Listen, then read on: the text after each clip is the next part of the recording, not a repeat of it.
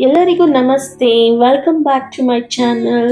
ಇವತ್ತಿನ ರೀಡಿಂಗ್, ನನ್ನ ಪಾರ್ಟ್ನರ್, ನನ್ನ ಮೈಂಡ್ ಪರ್ಸನ್ ನನಗೆ ವಂಚನೆ ಮಾಡ್ತಾ ಇದ್ದಾರಾ, ಚೀಟ್ ಮಾಡ್ತಾ ಇದ್ದಾರಾ, ಏನೋ ಮನಸ್ಸಿಗೆ ನೆಮ್ಮದಿ ಇಲ್ಲ, ಏನಾಗ್ತಿದೆ ನನ್ನ ರಿಲೇಶನ್ಶಿಪ್ ಅಲ್ಲಿ, ನನ್ನ ಪ್ರೀತಿಯಲ್ಲಿ ನಂಬಿಕೆ ಕಾಣಿಸ್ತಿಲ್ಲ, ನಾನು ಯೋಚನೆ ಮಾಡ್ತಾ ಇರೋದು ಸರಿನಾ ಅಥವಾ ನನ್ನ ಪಾರ್ಟ್ನರ್ ಬಗ್ಗೆ ತಪ್ಪಾಗಿ ತಿಳ್ಕೊಂಡಿದ್ದೀನಾ, ಭ್ರಮೆಯಲ್ಲಿ ಇದೀನಾ ಅಂತ ಇದ್ರೆ ಓಪನ್ ಮೈಂಡೆಡ್ ಅಲ್ಲಿ ಈ ವಿಡಿಯೋನ ನೋಡಿ ಅಂತ ಹೇಳ್ತಾ ಇದ್ದೀನಿ. ಸೊ ನಿಮ್ಮ ಮೈಂಡ್ ಕ್ಲಾರಿಟಿಗಾಗಿ ಈ ವಿಡಿಯೋ ಆಗಿರುತ್ತೆ. ಸೊ ನಾನು ಇಲ್ಲಿ 5 ಕಾರ್ಡ್ ಸ್ಪ್ರೆಡ್ ಮಾಡ್ತೀನಿ. ನಿಮ್ಮ ರಿಲೇಶನ್ಶಿಪ್, ಟ್ರಸ್ಟ್, ನಂಬಿಕೆ, ನಿಷ್ಠೆ ಬಗ್ಗೆ ಆಗಿರುತ್ತೆ. ಸೊ ಏನಾದರೂ ನೀವು ಅನ್ಕೊಂಡಿರೋದು ನಿಜಾನಾ, ಇಲ್ಲಾಂದ್ರೆ ಇದೊಂದು ಇಲ್ಯೂಷನಾ, ಇಲ್ಲ ಸುಮ್ಮನೆ ನೀವು ಕ್ಲಾರಿಟಿ ಇಲ್ಲದೇನೆ ನೀವು ಯೋಚನೆ ಮಾಡ್ತಾ ಇದ್ದೀರಾ. ಸೊ ಕ್ಲಾರಿಟಿ ತಗೋಬೇಕಾಗುತ್ತಾ, ನೀವು ನಿಮಗೆ ಬರ್ತಾ ಇರೋ ಇಂಟೆನ್ಷನ್ ನಿಜಾನಾ ಸುಳ್ಳ ಅಂತ ತಿಳ್ಕೊಳ್ಳೋಣ. ಅಕಸ್ಮಾತ್ ನಿಜ ಆದ್ರೆ ಏನೆಲ್ಲ ಮಾಡಬೇಕು ಅಂತಾನು ತಿಳ್ಕೊಳ್ಳೋಣ. ಸೊ ಇಲ್ಲಿ ನೀವು ಫಸ್ಟ್ ಕಾರ್ಡ್, ನಿಮ್ಮ ಇಂಟ್ಯೂಷನ್, ಕರೆಂಟ್ ಸಿಚುವೇಶನ್ ಅಲ್ಲಿ ಏನಾಗಿದೆ ಅಂತ ನೋಡೋಣ. ನಿಮ್ಗೆ ಭಯದಿಂದ ಆರ್ ಯಾವ್ದಾದ್ರೂ ಪಾಸ್ಟ್ ಎಕ್ಸ್ಪೀರಿಯನ್ಸ್ ಅಥವಾ ಇನ್ಸೆಕ್ಯೂರಿಟಿ ಫೀಲಿಂಗ್ಸ್ ಅಲ್ಲಿ ನನ್ನ ಪಾರ್ಟ್ನರ್ನ ಕಳ್ಕೊಂತೀನಿ ಅಂತ, ಅವ್ರ ನಿಮ್ಮ ಫೀಲಿಂಗ್ಸ್ ರಿಯಲಾ ಅಂತ ತಿಳ್ಕೊಳ್ಳೋಣ. ನಿಮ್ಮ ಮನಸ್ಸಲ್ಲಿ ಏನು ಆಲೋಚನೆ ಬರ್ತಿದೆ, ನಿಮ್ಮ ಗಟ್ ಫೀಲಿಂಗ್ ಹೇಳ್ತಿರೋ ಮಾತು ನಿಜ, ನಿಮ್ಮ ಪಾರ್ಟ್ನರ್ ಬಗ್ಗೆ ಅಕ್ಯುರೇಟ್ ಆಗಿ ಬರ್ತಾ ಇದೆ, ನಿಮ್ಮ ಕರೆಂಟ್ ಸಿಚುವೇಶನ್ ಅಲ್ಲಿ ಥಿಂಕ್ ಮಾಡ್ತಾ ಇದ್ದೀರಾ. ಆದ್ರೆ ಏನಾದ್ರೂ ಡಿಸೈಡ್ ಆಗೋದಕ್ಕೂ ಮುಂಚೆ ಮಾತಾಡದೆ ಕ್ಲಾರಿಟಿ ತಗೊಳ್ಳೋದು ಒಳ್ಳೇದು ಅಂತ ಬರ್ತಾ ಇದೆ. ಯಾವುದೇ ಕನ್ಕ್ಲೂಷನ್ಗೆ ಬರೋದಕ್ಕಿಂತ ಮುಂಚೆ ನೀವು ಒಂದ್ಸತಿ ಮಾತಾಡಿ. ಇದು ನಿಮ್ಮ ಮೈಂಡಲ್ಲಿ ಓಡ್ತಾ ಇದೆ ಆ ಮಾತು ಸರಿನಾ ತಪ್ಪಾ ಅಂತ ನಿಮಗೆ ನೀವೇ ಡಿಸೈಡ್ ಮಾಡ್ಕೋಬೇಡಿ. ನೀವು ತುಂಬಾನೇ ಸ್ಟ್ರಾಂಗ್ ಪರ್ಸನ್ ಆದ್ರೆ ಯಾವುದೇ ಎಮೋಷನ್ಸ್ನ ನೆಗ್ಲೆಕ್ಟ್ ಮಾಡಲ್ಲ. ಅಥವಾ ನಿಮ್ಮ ಪಾರ್ಟ್ನರ್ ಡಿಸಾನೆಸ್ಟಿ ಆಗಿದಾರಾ ಅಂತ ಅಲ್ಲ. ಈ ಪ್ಯಾಟರ್ನ್ಸ್ ನಿಮ್ಗೆ ನ್ಯಾಚುರಲ್ ಆಗಿ ಸತ್ಯನ ತಿಳಿಸೋ ಪ್ರಯತ್ನ ಕೂಡ ಮಾಡ್ತಾ ಇರ್ಬೋದು. ಡೀಪ್ ಆಗಿ ಥಿಂಕ್ ಮಾಡಿ ನಿಮ್ಮ ಫೀಲಿಂಗ್ಸ್ ಬಗ್ಗೆ, ಕ್ಲಿಯರ್ ಎವಿಡೆನ್ಸ್ ಬಗ್ಗೆ ಫೋಕಸ್ ಮಾಡಬೇಕಾಗುತ್ತೆ. ನೀವು ನಿಮ್ಮ ಪಾರ್ಟ್ನರ್ ಎನರ್ಜಿ ಏನಿದೆ ಅಂತ ನೋಡೋಣ.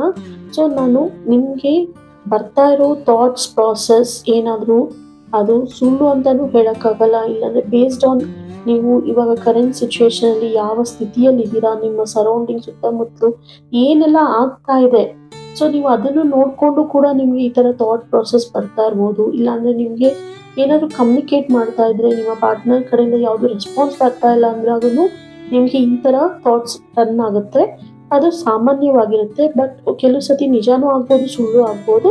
ಸೊ ನೀವು ನಿಮ್ಮ ಪಾರ್ಟ್ನರ್ ಹತ್ರ ಒಂದು ಕ್ಲಿಯರ್ ಆಗಿ ಚೆಕ್ ಮಾಡಿ ನೋಡಿ. ಸೊ ಹಾಗಾದ್ರೆ ನಿಮ್ಮ ಪಾರ್ಟ್ನರ್ ಎನರ್ಜಿ ಅಲ್ಲಿ ನೋಡಿದ್ರೆ ಅವರು ತುಂಬಾನೇ ಎಕ್ಸೈಟ್ ಆಗಿದ್ದಾರೆ, ಏನೋ ಹೊಸ ಯೋಚನೆಗಳು ಮಾಡ್ತಾ ಇದ್ದಾರೆ, ಯಾವುದೋ ಒಂದು ಸ್ಪಾರ್ಕ್ ಅಟ್ರಾಕ್ಷನ್ಗೆ ಒಳಗಾಗಿದ್ದಾರೆ, ಯಾವುದ್ರಲ್ಲೂ ಇನ್ಸ್ಪೈರ್ ಆಗಿದ್ದಾರೆ, ತುಂಬಾನೇ ಚೇಂಜ್ ಆರ್ ಎಕ್ಸೈಟ್ಮೆಂಟ್ ಜಾಸ್ತಿ ಆಗಿದೆ.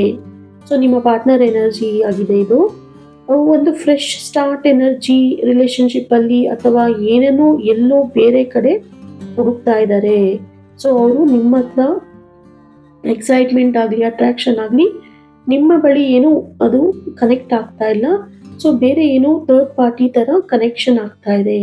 ಅವರ ಇಂಟೆನ್ಷನ್ಸ್ ಕರೆಂಟ್ಲಿ ಅವರು ಕಳೆದುಕೊಂಡ ಆ ಸಂತೋಷ, ಹ್ಯಾಪಿನೆಸ್ ಬಗ್ಗೆ ಯೋಚಿಸ್ತಾ ಇದ್ದಾರೆ.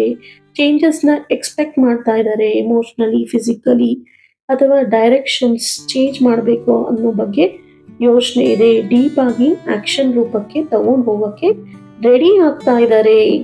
ನಿಮ್ಮ ಜೊತೆ ಇರ್ಬೋದು, ಇಲ್ಲ ಲಾಂಗ್ ಟರ್ಮ್ ಕಮಿಟ್ಮೆಂಟ್ ಬಗ್ಗೆ ಯಾವುದೇ ತರ ಅವರು ಡಿಸಿಷನ್ ಮೇಕಿಂಗ್ ಮಾಡ್ತಾ ಇಲ್ಲ. ಸೊ ಅವ್ರಿಗೆ ನೀವಿರೋ ಪರಿಸ್ಥಿತಿ, ಕರೆಂಟ್ ಸಿಚುವೇಶನ್ ತುಂಬಾನೇ ದುಃಖ, ತುಂಬಾನೇ ಡೀಪ್ ಡೈವ್ ಮಾಡ್ತಾ ಇರೋ ಯೋಚನೆಗಳು ಅವ್ರಿಗೆ ಕಿರಿಕಿರಿ ಉಂಟು ಆಗಿರ್ಬೋದು. ಏನಪ್ಪಾ ಯಾವಾಗ್ಲೂ ಇದ್ರ ಬಗ್ಗೆನೇ ಯೋಚನೆ ಮಾಡ್ತಾ ಇರ್ಬೇಕಾ, ಏನಕ್ಕೆ ನನಗೆ ಬೇರೆ ಲೈಫೇ ಇಲ್ವಾ, ನನ್ಗೆ ಖುಷಿಯಾಗಿರಕ್ಕಾಗಲ್ವಾ, ಇದನ್ನ ನಾನು ಯಾವಾಗ್ಲೂ ಇದ್ರ ಬಗ್ಗೆನೇ ಯೋಚನೆ ಮಾಡ್ಬೇಕಾ ಅಂತಾನು ಅವ್ರ ತಲೆಯಲ್ಲಿ ಬಂದಿರ್ಬೋದು. ಸೊ ಅದನ್ನು ಒಂದು ಯೋಚನೆ ಆಗಿರುತ್ತೆ. ಸೊ ದಯವಿಟ್ಟು ನೀವು ಅವ್ರ ಹತ್ರ ಒಂದು ಓಪನ್ ಮೈಂಡೆಡ್ ಆಗಿ ಖುಷಿಯಿಂದಾನೆ ಈ ಪ್ರಾಬ್ಲಮ್ ಸಾರ್ಟ್ ಔಟ್ ಮಾಡ್ಕೊಂಡು ಮುಂದೆ ಹೇಗೆ ಹೋಗೋದು ಅದ್ರ ಬಗ್ಗೆನೂ ಯೋಚನೆ ಮಾಡಬೇಕಾಗುತ್ತೆ. ನೀವು ಅವರ ಜೊತೆ ಓಪನ್ ಆಗಿ ಮಾತಾಡಿ, ಅವರ ಆ್ಯಕ್ಷನ್ಸ್ನ ಅಬ್ಸರ್ವ್ ಮಾಡಿ, ಅವ್ರು ಏನೆಲ್ಲ ಆ್ಯಕ್ಷನ್ಸ್ ಮಾಡ್ತಾ ಇದ್ದಾರೆ ಅದನ್ನು ಅಬ್ಸರ್ವ್ ಮಾಡಬೇಕಾಗುತ್ತೆ. ನಿಮಗೆ ಏನೂ ಸರಿ ಇಲ್ಲ ಅನಿಸಿದ್ರೆ ಸ್ಟಾಪ್ ಮಾಡಿ. ಯಾವುದೇ ಮ್ಯಾಟರಲ್ಲಿ ನೀವು ಇದ್ರೂ ಆರ್ ಟೆಂಪ್ರರಿ ಡಿಸೈರ್ಸ್ ಏನಾದರೂ ಇದ್ದರೆ ಹೋಲ್ಡ್ ಮಾಡಿ. ಹಾಗಾದರೆ ನಿಮ್ಮ ಪಾರ್ಟ್ನರ್ ಏನಾದರೂ ಸೀಕ್ರೆಟ್ಸ್ ಮೇಂಟೈನ್ ಮಾಡ್ತಾ ಇದ್ದಾರಾ, ವಂಚನೆಯಲ್ಲಿ ತೊಡಗಿದಾರಾ, ಮಿಸ್ಅಂಡರ್ಸ್ಟ್ಯಾಂಡಿಂಗ್ಸ್ ಜಾಸ್ತಿ ಆಗ್ತಿದೆಯಾ? ಎಸ್, ಆದರೆ ಯಾಕೆ ಹೇಳ್ತಾ ಇಲ್ಲ ಓಪನ್ ಆಗಿ? ಅಂದರೆ ಅವರಿಗೆ ಪಬ್ಲಿಕ್ ಇಮೇಜ್ ಆರ್ ರಿಯಾಲಿಟಿ ಬಗ್ಗೆ ಭಯ ಇದೆ, ಈಗೋ ಜಾಸ್ತಿ ಇದೆ, ಥರ್ಡ್ ಪಾರ್ಟಿ ವ್ಯಾಲಿಡೇಷನ್ ಬೇಕಾಗಿದೆ ಅವರಿಗೆ.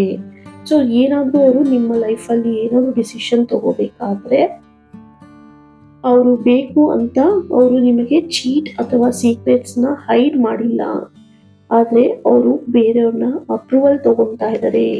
ನಿಮ್ಮನ್ನ ಲೈಫಲ್ಲಿ ಲಾಂಗ್ ಟರ್ಮ್ ಕಮಿಟ್ಮೆಂಟ್ಗೆ ಒಳಗಾಗೋದಕ್ಕೆ ಮುಂಚೆ ಅವರು ಬೇರೆಯವ್ರ ಹತ್ರ ಅಪ್ರೂವಲ್ ತಗೊತಾ ಇದ್ದಾರೆ. ಸೊ ಅದು ನಿಮಗೆ ಮಿಸ್ಅಂಡರ್ಸ್ಟ್ಯಾಂಡಿಂಗ್ ಆಗಿ ಡಿಸ್ಆನೆಸ್ಟಿ ಹೆಚ್ಚಾಗಿ ಕಾಣಿಸ್ತಾ ಇದೆ. ಅದನ್ನ ಅವರು ಓಪನ್ ಆಗಿ ಹೇಳ್ತಾ ಇಲ್ಲ. ಅದು ಮೇ ಬಿ ಫ್ಯಾಮಿಲಿ ಇರ್ಬೋದು, ಫ್ರೆಂಡ್ಸ್ ಇರ್ಬೋದು, ಏನೋ ಒಂದು ಸಮಸ್ಯೆ ಜಾಸ್ತಿ ಆಗುತ್ತೆ ಅಂತ ಅವರಿಗೆ ಅನಿಸಿ ಅವರು ಮೇ ಬಿ ವ್ಯಾಲಿಡೇಷನ್ ತಗೊಳ್ತಾ ಇರ್ಬೋದು.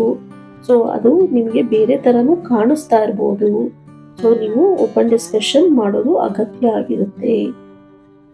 ಸೊ ಹಾಗಾದರೆ ನೀವು ಇದೆಲ್ಲ ಮಾಡಿದ್ರೆ, ಸೊ ನೀವು ಓಪನ್ ಡಿಸ್ಕಷನ್ ಮಾಡಿ ನಿಮಗೆ ಏನು ಅನ್ನಿಸ್ತಾ ಇದೆ, ಅವರು ಗ್ರೇಟ್ ಫೀಲ್ ಮಾಡ್ತಾರಾ ಆವಾಗ, ಇಲ್ಲ ನೀವು ಇದನ್ನೆಲ್ಲ ಹೇಗೆ ಹ್ಯಾಂಡಲ್ ಮಾಡೋದು ನಿಮ್ಮ ಪಾರ್ಟ್ನರ್ನ ಅಂತ ನೋಡೋದು. ಆದರೆ ಓಪನ್ ಆಗಿ ಕಮ್ಯುನಿಕೇಟ್ ಮಾಡಿದ್ರೆ ಅವರು ನೇರವಾಗಿ ಕ್ವೆಶನ್ಸ್ ಕೇಳಿ ನಿಮ್ಮ ಮನಸ್ಸಲ್ಲಿ ಏನಿದೆ ಅಂತ ಹೇಳಿ ಅಂತ ಕೇಳಿದಾಗ ಆವಾಗ ಏನಾದರೂ ಅವರು ಒಂದು ಪಾಸಿಟಿವ್ ಆಗಿ ಕೊಟ್ಟರೆ ಒಳ್ಳೆಯದು, ಕ್ಲಾರಿಟಿ ಸಿಗುತ್ತೆ. ಸೊ ನಿಮ್ಮ ರಿಲೇಶನ್ಶಿಪ್ ಲಾಂಗ್ ಟರ್ಮ್ಗೆ ತೊಗೊಂಡೋಗುತ್ತೆ. ಇನ್ ಕೇಸ್ ಅವರು ಕ್ಲಾರಿಟಿ ಕೊಟ್ಟು ಓಪನ್ ಮೈಂಡೆಡಲ್ಲಿ ನಿಮಗೆ ಅದು ನೆಗೆಟಿವ್ ಕಮೆಂಟ್ಸ್ ಆಗಲಿ ನೆಗೆಟಿವ್ ಆನ್ಸರ್ ಬಂತು ಅಂದರೆ, ಸೊ ನೀವು ಆವಾಗ ಓಪನ್ ಮೈಂಡೆಡಲ್ಲಿ ಡಿಸೈಡ್ ಮಾಡಿ ನಿಮ್ಮ ಫೀಲಿಂಗ್ಸ್ನ ಹಾನೆಸ್ಟ್ ಆಗಿ ಶೇರ್ ಮಾಡಿ, ಎಕ್ಸ್ಪ್ರೆಸ್ ಮಾಡಿ, ಕನ್ವಿನ್ಸ್ ಮಾಡಿ. ಇನ್ ಕೇಸ್ ಆಗಲ್ಲ ಅಂತ ಅನಿಸ್ದಾಗ ಸೊ ನೀವು ಕೂಡ ನಿಮ್ಮ ಸೆಲ್ಫ್ ಲವ್ ಬಗ್ಗೆ ಯೋಚನೆ ಮಾಡಬೇಕಾಗುತ್ತೆ. ಏನಕ್ಕಂದರೆ ನೀವು ಅವ್ರಿಗೆ ಪರ್ಸ್ನಲ್ ಸ್ಪೇಸ್ನ ಕೊಡಬೇಕಾಗುತ್ತೆ ಅವಾಗ. ಸೊ ಏನಕ್ಕಂದರೆ ನಾವು ಪ್ರೀತಿ ಅನ್ನೋದು ಯಾವುದನ್ನು ಬಲವಂತವಾಗಿ ಪಡ್ಕೊಳ್ಳೋದಲ್ಲ. ಸೊ ಅದನ್ನು ಅವರಾಗೆ ಅವರು ಬರಬೇಕು. ಇದು ಒಂದು ಬಿಟ್ವೀನ್ ಬೋತ್ ಆಫ್ ಯು ಒಂದು ಬಾಂಡೇಜ್ ಕನೆಕ್ಷನ್ ಕ್ರಿಯೇಟ್ ಆಗಬೇಕು. ಸೊ ಅವರ ಪರ್ಸ್ನಲ್ ಸ್ಪೇಸ್ ಬಗ್ಗೆ ಅವರೇ ಯೋಚನೆ ಮಾಡಬೇಕಾಗುತ್ತೆ. ಸೊ ಎಮೋಷ್ನಲ್ ಇದ್ದು ಸೆಲ್ಫ್ ಲವ್ ಬಗ್ಗೆ ಫೋಕಸ್ ಮಾಡೋದು ಒಳ್ಳೇದಾಗುತ್ತೆ ಅವಾಗ. ಸೊ ಎಮೋಷ್ನಲ್ ಗ್ರೋತ್ ಬಗ್ಗೆ ಕಾಳಜಿ ಮಾಡಿ. ಈ ಥರ ಫೀಲಿಂಗ್ಸ್ ನಿಮಗೆ red flags of unhealthy relationship ಆಗಿರುತ್ತೆ. ಸೊ ನೀವೇನಾದರೂ ನಿಮ್ಮ ಪಾರ್ಟ್ನರ್ ಬಗ್ಗೆ ಈ ಥರ ಥಾಟ್ಸ್ ಆಗಲಿ ಈ ಥರ ಬಿಹೇವಿಯರ್ ಪ್ಯಾಟ್ರನ್ಸ್ನ ನೀವು ನೋಡ್ತಾ ಇದ್ರೆ ಸೊ ನೀವು ಹುಷಾರಾಗಿ ಹ್ಯಾಂಡಲ್ ಮಾಡಬೇಕಾಗುತ್ತೆ. ಸೊ ಇದು ಎಲ್ಲ ಒಂದು ಯಾವುದೋ ಒಂದು ಸರಿ ಇಲ್ಲ, ಈ ರಿಲೇಶನ್ಶಿಪ್ ಹೆಲ್ತಿ ರಿಲೇಶನ್ಶಿಪ್ ಅಲ್ಲ ಅನ್ನೋದ್ರ ಬಗ್ಗೆ ಸೂಚನೆ ಆಗಿರುತ್ತೆ. ಸೊ ಈ ಥರ ನೀವು ಏನೇ ಮಾಡಿದ್ರು ಅದು ಸರಿ ಹೋಗಲ್ಲ. ಸೊ ನೀವು ನೇರವಾಗಿ direct talks, direct open communication ಮಾಡಿ ರಿಸಾಲ್ವ್ ಮಾಡ್ಕೋಬೇಕಾಗುತ್ತೆ.